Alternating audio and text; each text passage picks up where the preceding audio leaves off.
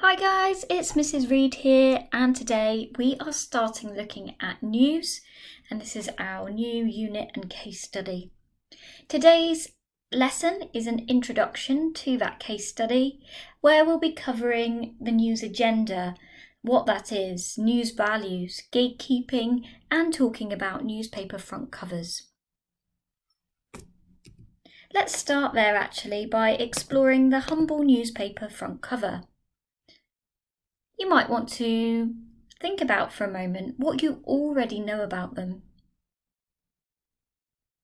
Looking across the covers on screen, is there anything already that you would confidently be able to tell me about them? You may wish to pause the video here and just jot down straight away what you already can see. It may be that you're able to talk about whether the newspaper is a tabloid or a broadsheet. You may already be able to identify the headline of each one, its use of an image or masthead perhaps. I find newspaper front covers particularly interesting because, despite their rather simplistic appearance, despite it being a repeated set of codes and conventions that we've come to accept as normal and naturalised, underneath all of this lies a really complex way of communicating meaning to an audience, and meanings that convey strong political viewpoints, a set of beliefs and ideologies about the world, and which are powerful enough to be able to shape an audience's perception too. So the newspaper front covers are really what we call the shop window of the publication. They are designed to catch your attention and also to convey to you a set of encoded ideas of values and attitudes and beliefs about that newspaper and about that newspaper. And as well as this, newspapers use their front covers as opinion leaders so that they convey an idea or express an opinion that then is powerful enough to persuade their readers to believe in or follow that idea. In order to get the most out of this, we really need to start to peel back the exterior and look at, underneath all of this, how are different versions of reality being constructed for us? How is the real world being represented to us through the news? It's worthwhile questioning to begin with then, what is news? As a noun, it simply means newly received or noteworthy information, especially about recent events. But it's not quite that simple. It would be easy to say, yes, all the news that you see every day is noteworthy, it's new, and it's recent. But there's much more to it. We need to understand who decides what will be in the news each day. What particular values might need to be met for a news story to be deemed newsworthy. Let's start with where we get our news in 2021. I want you to pause the video and write down a list. Where and how would you access news?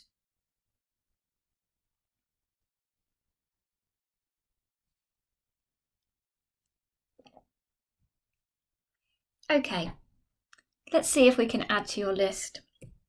So in 2021, there are a whole array of news sources that we can access. Obviously, we've got those newspapers, that printed material that I've shared with you already. We have that newspaper's website, their social media. We have local news and national news. We have television news. And we have a whole variety of apps on our phone that give us a roundup of the news stories of that day, sometimes personalised to us. as well as news that's shared through mainstream social media, Facebook, Twitter, Snapchat. So news is really prevalent. It becomes such a ubiquitous part of our world in a similar way to that which we've discussed when looking at advertising, for example. So we live in a world where news stories are highly prevalent. Access to the news is readily available. In fact, it's so available that we can find ourselves consuming it sometimes without even realising. It's available in print, on the radio, television and online. We share news with each other via text messages, social media and word of mouth. It's easy to find out what's happening locally, nationally and even globally. The globalisation of news have really changed the news narrative and the news agenda. We're more likely now to see the American politics, for example, feature in the UK news media than ever before. In fact, we've just come to the point where news is available 24 hours a day. We have rolling 24-hour news on our televisions. And we might need to start to question that and think about, why is that happening? Is it entirely necessary? What can we tell about the organisations who create this kind of content? What might they be willing to do to get the latest or most up-to-date or most sensational news story? So as you can probably tell from my discussion so far, I find the study of news really, really interesting and fascinating. And I think even if you are not already a real consumer of news media, this unit will start to get you to question what you see around you and interrogate it and ask why. Let me just give you a stat for the news industry, which I think is interesting. So we know that the news has become a really important commercial industry. Producers use everyday global events and sometimes the everyday ordinary events to sell access to what we might deem as newsworthy information. And in doing so, they can generate a profit. So to use just one stat, in 2018 alone, Google generated $4.7 billion just from news sites. So, although a little bit outdated now, that's actually a staggering amount of money that's generated through the news we consume. So we want to know more about this. And Media Industries has featured quite heavily in our study of advertising and of film. And it's the same for news too. So I'm going to be setting you some independent study this week to look at a website called Newsworks. And you'll be able to use the information there to research some things about the news industry, about the circulation of news and how it reaches its target audience, who consumes it and how often. So back to our case study then. So why do I find news so fascinating? Well, it's about this idea that despite what we might like to believe, the news does not present to us a window onto the world. It does not reflect to us just real world events. We call this the transparency fallacy. It might appear to be reflecting the real, but it's not. In fact, when we look at media representation, we'll explore the idea that news constructs versions of reality. And those versions of reality are going to differ depending on the political standpoint, the values and the ideologies of that particular newspaper and its editor. So I've talked already about this idea of something being newsworthy, and I simply mean by that, if something's newsworthy, we're likely to see it in the papers. So somebody has to decide what's newsworthy and what's not. Because not everything that happens every day can feature in the news. So deciding what's newsworthy is about editors looking for stories that they think will have the greatest impact, will have a really wide audience appeal, might be in the public interest. Legally, they need to be safe. We'll talk more about that later on with regulation of the news. But they also, as I've already mentioned, need to fit with the ideologies and the political beliefs of that paper. The final thing then that will need to be fulfilled here is news values. And it's really important, I think, to get to grips with this straight away. The news values are a set of criteria that have been around for quite some time and are used within the news industry to determine whether a story is going to make it into our news agenda for that day. So here are some of the criteria from those news values. You will want to make notes on each of these, and I'll be asking you to find some examples of them in today's news agenda. So it stands to reason that the stories that we see are going to feature, quite likely, reference to the powerful elite. News stories are going to make it onto those newspaper front covers, for example, if they concern powerful institutions, powerful organisations, and powerful individuals. Let's just take the royal family as a prime example of that. It's really likely that in a tabloid newspaper such as the Daily Mail, we're going to see regular news stories featured that contain reference to the royal family. Celebrity stories also feature highly. A story concerning somebody who is already famous, even if it doesn't seem to be a wonderfully important or breaking news event, are probably going to feature. We're going to hear more about their personal lives than we would for anybody else.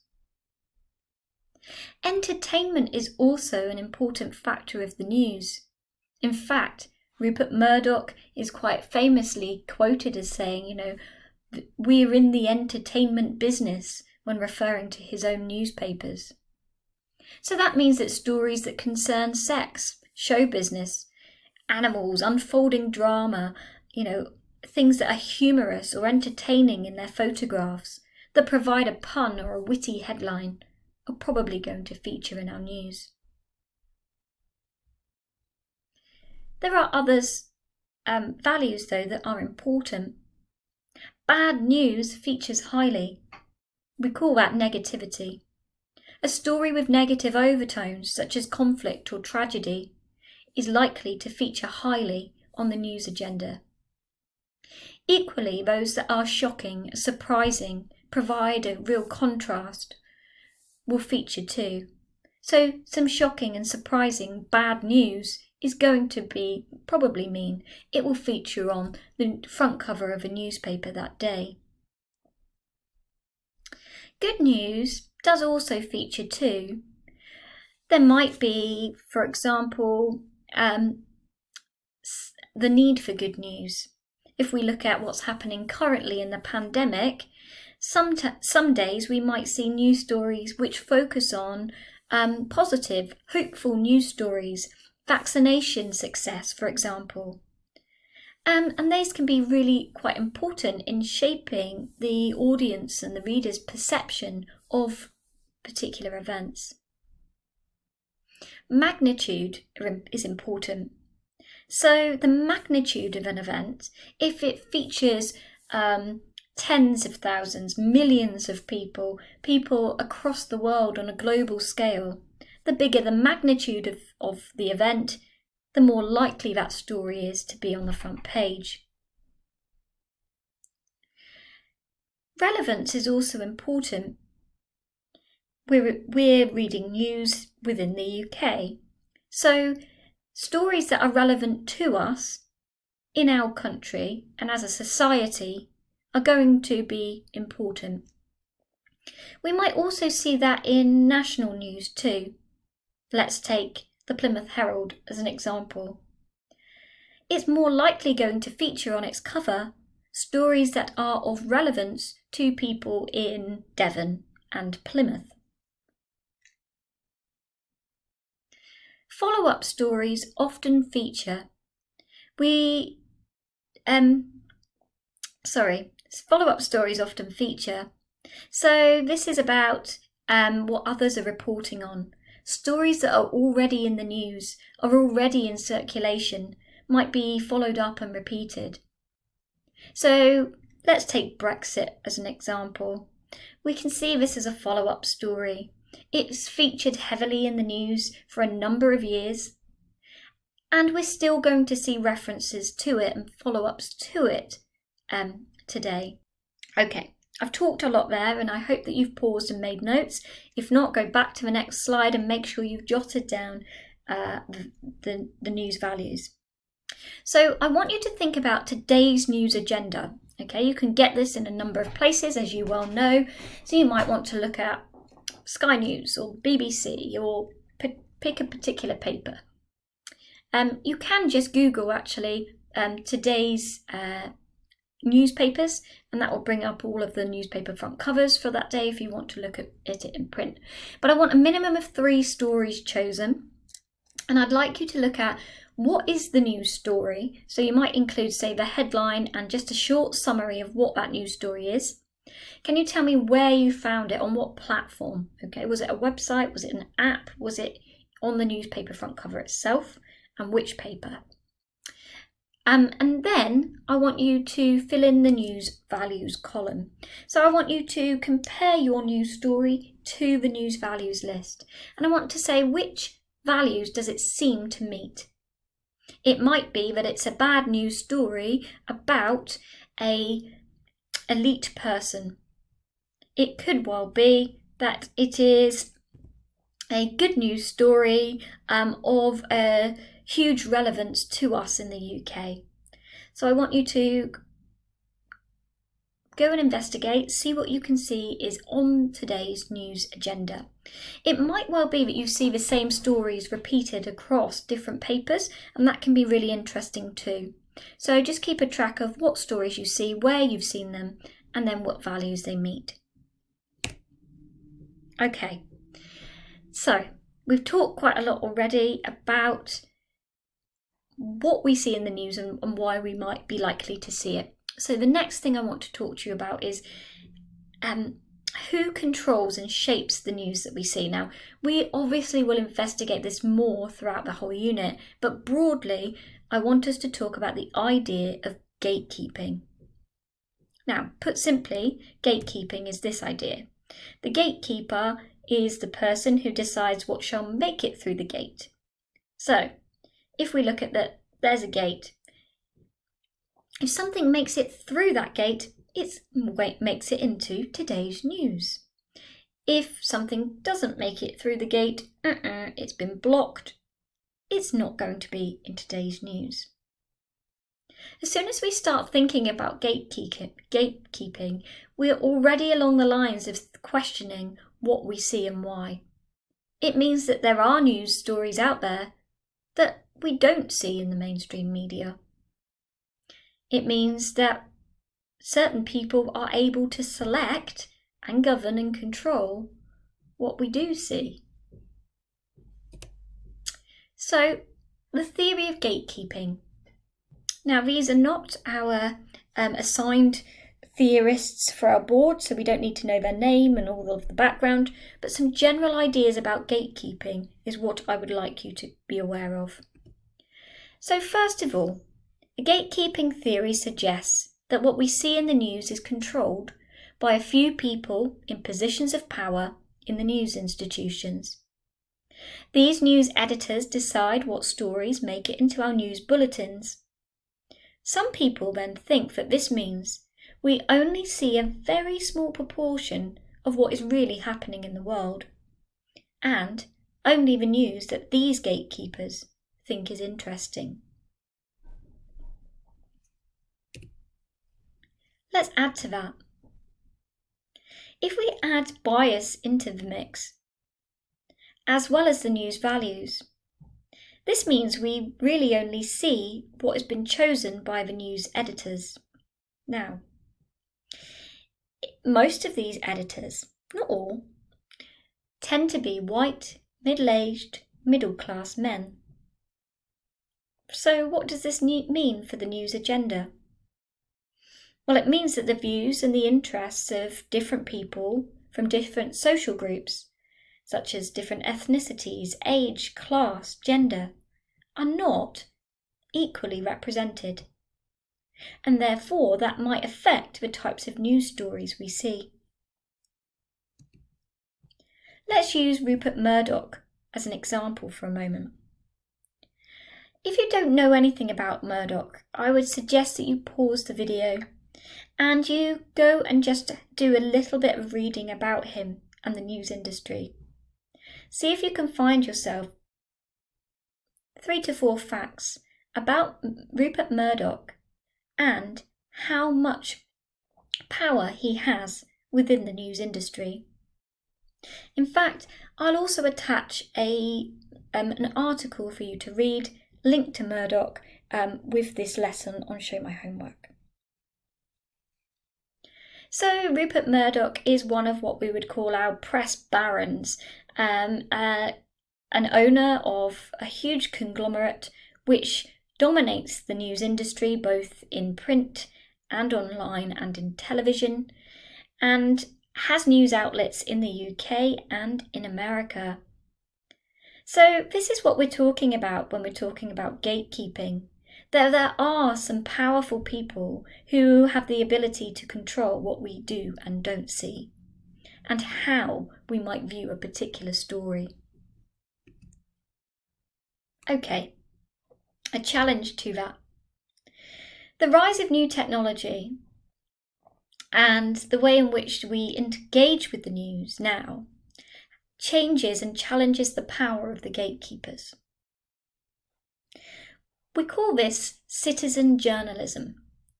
And what this means is that we have the ability to record our own version of events. We have a camera, a mobile phone in our pocket, in our bag, wherever we are at all times. This means that, let's say, that we're somewhere where a significant event starts to unfold. We have the capacity then to record that event, to share it on social media, to write our own blog, to host it on our YouTube channel. We can tweet ideas and updates about news stories that we're seeing. In fact, we can become what we would call the prosumer of news, with a word that is producer and consumer combined. We can become the prosumer, we can create our own content. In doing so, we begin to challenge or even bypass those traditional institutional gatekeepers. We become citizen gatekeepers. We can break a news story of our own. We can provide an alternative perspective to the one that is presented to us in the news. So these are all interesting ideas to think about what we see and why. Okay, I hope I've kind of piqued your interest for this case study, so let me give you a little bit more information. When we study the news media, we'll be studying it through the 4 key media concepts. Of course, we'll be looking at media industries. So we'll be interested in who controls and owns the news, how news generates profit, who regulates it, for example. We'll be interested in news audiences. So who consumes news and when and where?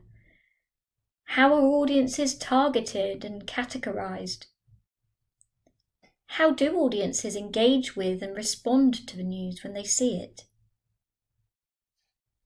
But we're also going to study media language. So we'll be looking at what the genres of news are, for example, tabloids and broadsheet. We'll be looking at the codes and conventions used in the construction of a newspaper front cover, for example. We'll think about how narratives help to shape the news we see, how newspapers might use character archetypes and intertextuality. And finally, and I think most importantly, we'll be thinking about representation. We'll be looking at how the news constructs versions of reality. We'll be interested in how it represents to us social groups. Who are the dominant groups that hold the most power? How might stereotypes be used and why? So this is a big, broad unit with lots of ideas to engage with. And I want you to just spend this first lesson getting to grips with what the news is all about. So make sure you spend some time today looking at the news stories. What's in the news? How's it being reported? Have a good read around the topic and look at what's in today's news agenda. And obviously from your notes you should be able to answer the following questions. If you can't, please go back and add to them. So I want to know, what is the news agenda? What are news values? What is gatekeeping? And then tell me what's in the news agenda today and what news values are really evident through that. As before, any questions, please get in touch and let me know, and enjoy your reading and watching of the news today.